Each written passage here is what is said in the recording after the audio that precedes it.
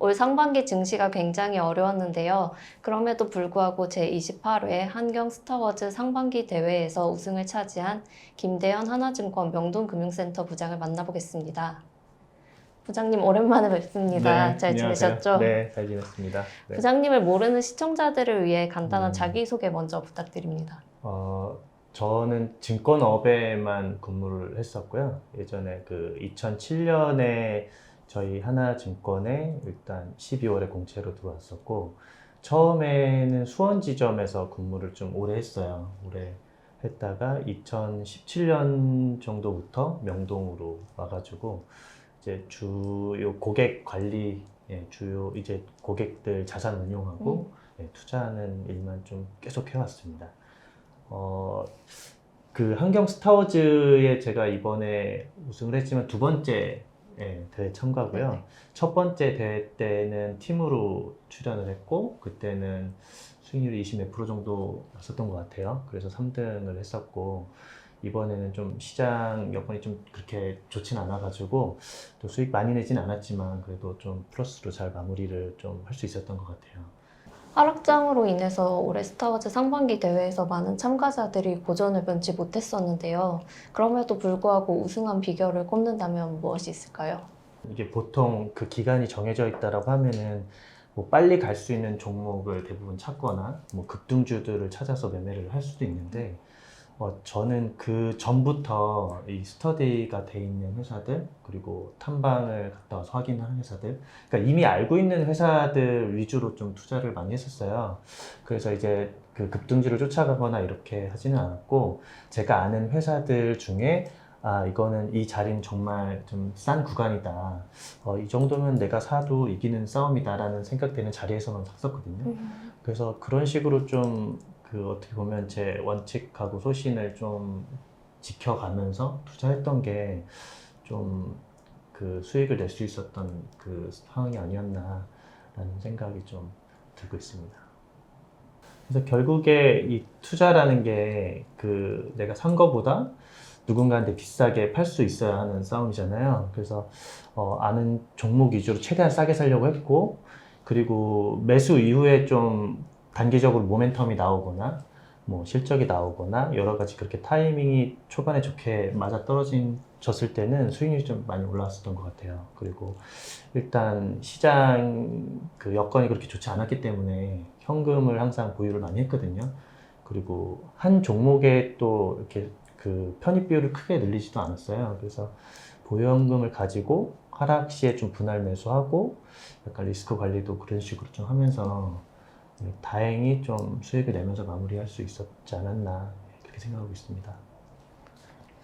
그럼 평소 부장님이 하던 투자랑 스타워즈 대회에서 한 투자의 음, 공통점과 차이점이 있다면 뭐가 있을까요? 그러니까 공통점이라고 하면은 확실히 제가 아는 종목들, 탐방하고 스터디가 돼 있는 기업 위주로 좀 투자를 했던 게 공통점이라고 보이고요. 그리고 어, 어떻게 보면 이게 대회 기간이 4개월이니까 그리고 이 대회 규정에 맞춰서 또 기술적인 부분도 매매를 해야 되는 부분들도 생기더라고요. 그래서 물론 기술적인 것들도 저도 많이 활용할 때가 있는데 좀 차이점이 있다면 어쨌든 그 대회 규정에 맞춰서 매매를 해야 됐던 부분이 좀 차이점이라고 좀 볼 수 있을 것 같아요. 올해 부장님이 했던 투자 중에 잘했던 투자, 또 반대로 아쉬웠던 투자라고 꼽을 만한 게 있다면 무엇인가요? 그러니까 잘했던 투자를 꼽는다면 제가 그 한경 스타워즈에서도 이렇게 투자를 진행하면서 했던 것들이 어떻게 보면 좀 앞으로 좀 내다보고 예측을 해가지고 투자를 했던 거거든요. 그러니까 이제 코로나 시장에서 이제 굉장히 좀 그 관련 주가들이 엄청 많이 빠져 있는 상황에서 이제 그런 것들이 좀 해소가 되고 어떻게 보면은 남들은 좀 안 좋게 볼 때 오히려 역으로 역발상으로 이거는 좋아질 거다 풀어주기만 하면 주가는 올라갈 거다라는 생각으로 그 리오프닝 관련된 기업에 또 투자를 해가지고 좀 조용할 때 샀던 것들이거든요. 그래서 좀 잘했다고 생각이 들고 그리고 웹 콘텐츠 그 기업도 제가 매수했었는데 그게 수익률이 좀 많이 올라갔었거든요. 그 회사는 사실 제가 탐방을 초창기에 갔었는데 그 IR을 굉장히 이제 본격적으로 하고 있더라고요. 근데 이거는 이런 식의 IR이 시작된다라고 하면 주가가 굉장히 재밌겠구나. 그리고 그 산업이 지금 엄청 좀 성장하고 커져 있기 때문에 좋은 타이밍이다라고 생각해서 좀 발빠르게 그 탐방 기업은 좀 발빠르게 좀 샀었는데 그게 또 이제 시장의 반응이 또 급격하게 좋아지면서 그런 것들은 제가 앞을 좀 내다보면서 사전에 그런 전략을 세웠던 거라서 그런 부분은 좀 잘했다라고 생각이 들고요. 좀 아쉬웠던 점은 최근에 굉장히 좀 아쉬웠던 그 회사가 있었거든요. 그러니까 기업이 너무 실적도 좋아지는 게 보이고 너무 그 회사도 저평가돼 있고 굉장히 좋은 회사가 있는데 이거는 기다리면 이거는 이 구간에서 사가지고 좀 기다리면 이 변동성이 있겠지만 수익을 낼 수 있다라고 생각한 회사가 있었어요. 회사가 있었는데 시장이 너무 많이 빠지고 막 너무 어렵게 가니까 저도 이게 이 사람인지라 판단을 제대로 못할 때가 있거든요. 이거 조금 비중을 줄여가지고 약간 좀 줄여놓고 현금화를 조금 더 해놓은 다음에 조금 더 싸게 사볼까라는 논리로 좀 줄여놨었는데 나중에 시장 반응이 너무 좋아가지고 제가 팔고 줄여놓고 나서 갑자기 급등하기 시작해가지고 최근에 거의 한 2배 정도 오른 것 같아요. 그래서 역시 이게 내가 아는 거에 집중을 해가지고 투자를 해야 되는데 내가 여기서 또 이런 시행착오를 또 한번 겪었구나 하면서 또 한번 깨달았던 적이 있었죠. 네.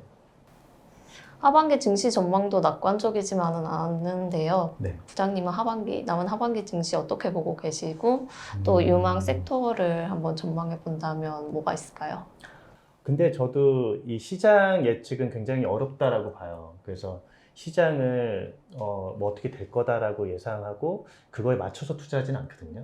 근데 일반적으로는 지금 시장 환경이 굉장히 안 좋죠. 왜냐하면 이제 그 코로나 이전에도 굉장히 지금 자금을 많이 풀어가지고 경제를 좀 활성화시키고 많이 했던 것들이 이제 그 자금을 옥죄기 시작했잖아요. 그러니까 금리를 계속 또 올리기 시작했고 그리고 대내외적으로 좀 뭐 러시아, 우크라이나 관련해가지고 원자재 가격도 많이 올라갔고 그러니까 기업 실적들도 사실 좋아지는 게 예전과 같이 그렇게 좋아질 수 있을까라는 게 좀 물음표거든요. 근데 어떻게 보면 그러한 것들은 시장에 좀 어떻게 반영이 돼서 주가는 오히려 빠지잖아요. 네. 이번 대회 기간처럼 빠졌기 때문에 오히려 이게 다 오픈이 돼 있는 악재로 인해서 주가가 또 빠질 수 있을까? 이런 생각이 좀 들긴 해요. 확실히 유동성 장세는 끝났기 때문에 예전에 뭐 3,200, 300 이렇게 올라가는 장이 쉽지 않을 거다. 그렇게 쉽지 않을 거다라고 보고 있고 거기다가 금리 인상과 이런 것들이 맞물려서 앞으로 중장기적으로 기업들이 실적이 계속 좋아질 수 있을까라는 거는 물음표거든요. 그래서 약간 저는 좀 시장이 횡보하지 않을까. 그래서 그 횡보했던 장 안에서도 어쨌든 이익이 증가하는 회사들이 있을 거고 그 안에서 잘 골라야 된다라고 보는 거죠. 그래서 시장은 사실 이제 예측하기가 어려워요. 그래서 저도 제가 알 수 없는 부분보다 알 수 있는 부분에 집중을 하려고 하거든요. 저는 제가 잘 알 수 있는 기업들, 뭐 회사 탐방을 가든지 스터디를 해가지고 그런 쪽으로 좀 집중을 해야 물론 이게 전망도 되게 중요한데 그거보다는 좀 알 수 있는 쪽에 더 집중하는 게 맞지 않나라고 생각을 해요.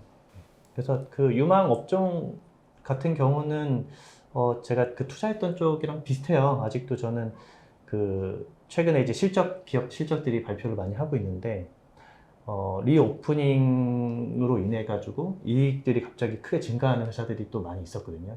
그런 회사들 그러니까 리오프닝 관련해서 실적이 좋아지는 그런 업종들도 괜찮게 보고 있고 그리고 그 웹 콘텐츠 관련 업종들 우리나라 그 웹 콘텐츠 시장은 앞으로도 계속 좋다고 봐요. 그래서 그 관련된 업종들 좀 좋게 보고 있고 그리고 자율주행 관련된 회사들도 말도 안 되게 많이 비싼 회사도 있고 진짜 관련된 회사인데 이거는 너무 싼 회사도 있거든요. 그 안에서 이제 그 앞으로 이제 뭐 자율주행 그 단계가 레벨 4 올라가고 그렇게 올라가게 되면 또 그것 또한 수혜로 이어질 수 있어요. 그래서 뭐 제가 투자했던 그런 업종들 그쪽은 계속 좋게 보고 있습니다. 대내외 악재 속에서 어려움을 겪고 있는 투자자들이 많은데요. 이분들한테 조언을 한다면 어떤 말씀을 해주고 싶으세요? 이게 너무 당연한 얘기거든요. 당연한 얘기인데 대부분 이제 주식 투자를 하는 분들이 당연하지만 그렇게 하지 못하는 부분들이에요. 그러니까 투자라는 것 자체가 어쨌든 내가 이익을 내기 위해서 하는 그런 행위들이니까 결국에 내가 얼마나 더 높은 가격에 팔 수 있을까를 고민을 해야 되고, 그리고 그 고민 속에서 내가 답을 내릴 수가 있어야 된다라고 봐요. 근데 물론 그게 내가 아무리 좋은 판단을 하고 해도 운도 따라야 되고 뭐 여러 가지 그 여건들도 맞아야 되고 할 수 있지만, 그렇기 때문에 내가 어느 정도 좀 분산을 해가지고 투자를 하게 된다라고 하면 나는 승률은 계속 올라갈 수 있거든요. 근데 요즘에는 정보들이 굉장히 많이 오픈이 돼 있어요. 그렇기 때문에 그 오픈된 정보를 가지고도 충분히 내가 활용을 할 수 있거든요. 그래서 그런 쪽으로 좀 많이 알려고 하고, 그리고 회사도 이게 개인분들이 사실 뭐 이렇게 기업 찾아가가지고 탐방하는 게 쉽지 않거든요. 쉽지 않은데 그렇게 하는 분들이 또 많이 있으세요. 그리고 그런 뭐 동아리들도 있고 막 하기 때문에 그렇게 해서 많이 또 찾아가시더라고요. 그래서 그런 기업 탐방, 그러니까 안 된다고 생각하면 어렵지만 내가 방법을 찾아보면은 또 항상 방법이 생기거든요. 그래서 그러한 것들도 좀 해보고, 어떻게 보면 그러한 것들을 통해서 내가 이 투자 기업이 앞으로 어떻게 되겠다라는 그림을 그려보고, 그리고 그 그림을 그리면서 전략을 짜야겠죠. 그래서 전략을 짜가면서 내가 투자를 하면 오히려 주식 투자도 그렇게 어렵지 않다. 그러니까 항상 내가 사는 구간이 어느 구간인가, 이게 진짜 나한테 유리한 구간인가 생각을 해보고, 그리고 앞으로 내가 어떤 식으로 더 비싸게 팔까, 어떻게 더 비싸게 팔 수 있을까라는 전략을 가지고 하면 주식 투자도 이런 뭐 너무 어렵게 뭐 하는 건 아닌 것 같고, 네, 잘할 수 있을 거라고 생각합니다. 네. 부장님은 오늘 29일 2022 한경 재테크쇼에서 투자 전략 발표하실 예정이신데요. 네. 재테크쇼 참여하는 참가자분들한테 한 말씀 해주세요. 시장에는 항상 호재도 있었고 항상 악재도 있었고 그랬거든요. 근데 어떠한 분들에게는 이 악재 속에서 굉장히 큰 기회를 잡았고, 그리고 어떤 분들은 굉장히 또 생각지 못하게 또 뭐 어떻게 보면 지수 고점에 사가지고 물려서 힘들어 하시는 분들도 계시고 그럴 거 아니에요. 근데 이 시장에는 항상 그래도 기회가 있다라고 봐요. 그렇기 때문에 내가 꾸준히 이 시장에서 그 끈을 놓지 않고 공부를 하고 연구를 하고, 그리고 내가 알 수 없는 것보다 좀 알 수 있는 거에 집중해가지고 좋은 기업들 잘 선별해가지고 또 좀 투자하는데, 주식 투자하는데 좀 성공하는 모습이 많이 나왔으면 좋겠습니다. 지금까지 김대현 하나증권 명동금융센터 부장과 함께했습니다. 폭락장을 이겨낸 그의 우승 전략은 2022 한경 재테크쇼에서 보다 자세하게 만나볼 수 있습니다. 여러분의 많은 관심과 성원 부탁드립니다. 감사합니다. 네.